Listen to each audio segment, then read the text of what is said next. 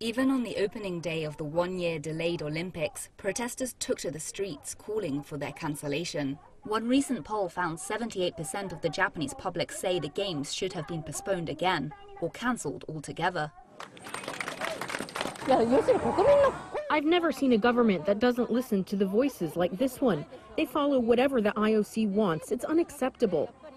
The motto of these Games is united by emotion, but feelings on the street show more emotion than unity. I want the Prime Minister to resign immediately. Even though the Games are being held without spectators, infections are spreading among athletes and staff. Having no spectators doesn't mean it's safe. Others are excited to be hosting the once-in-4 years event. Of course, it's important to keep the coronavirus in mind, but the athletes have trained to achieve their goals, and I think we should support and cheer for them. Organizers made it clear the Games were going ahead, and the Japanese government has tried to reassure the Japanese people their safety is a priority. Our fundamental approach is to take countermeasures to prevent Olympic athletes and staff from getting infected, so that they feel safe to be part of the Games, and so that we can protect the lives and health of the people of Japan. The Prime Minister's words did little to reassure these protesters, who continued taking to the streets, even during the opening ceremony. These streets aren't filled with cries of celebration, but shouts of protest. Many of these people say they've been demonstrating for months, and they say they're angry that their concerns have fallen on deaf ears. It's the spread of the pandemic that protesters say is their biggest concern. The country has now recorded more than 15,000 deaths from COVID-19, and its healthcare system is under pressure. There is a shortage of medical staff and hospital beds for severely ill COVID-19 patients. During the last wave of infections, some regions ran out of beds altogether. Amid a vaccine supply crunch, only 27% of the population is fully immunized. Mari works as a nurse in Tokyo. We are at the point where we can't hospitalize patients who would normally be hospitalized due to a lack of beds. We have to ask them to come again the following day instead. We are not able to provide the health care that we are normally capable of. Mari says she and her colleagues are worried the Games will lead to a further loss of life. It's really happening in this situation?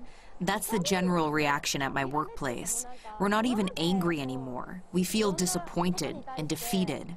We feel like we've been used as disposable resources. The restrictions on daily life during the pandemic are fueling further resentment toward the Games. As part of Tokyo's state of emergency, people have been asked to stay home. Bars and restaurants must shut by 8 p.m. and refrain from serving alcohol.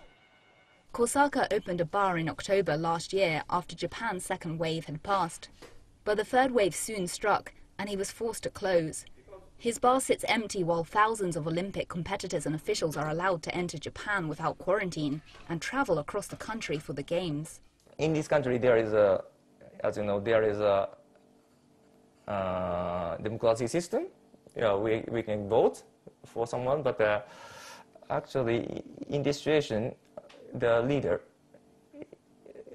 has just carry out the double standard policy. So personally, I'm angry. The cost of the Games is an issue for members of Hangorin no Kai, No Olympics 2020 in English. It was formed back in 2013 when Japan first got the bid to host the event. In 2013, it was only 2 years after the 2011 earthquake and nuclear disaster. There were still many people evacuated without any clear vision for their future. It was not a time for the Olympics. The recovery was not making any progress. Some people were so concerned about the radioactive contamination, they even evacuated from Tokyo.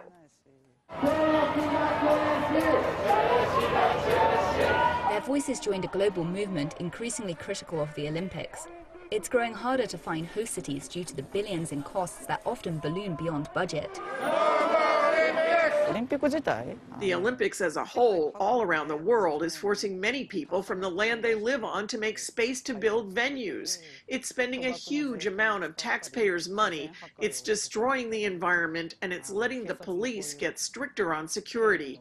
It's an international event that is truly all pain, no gain.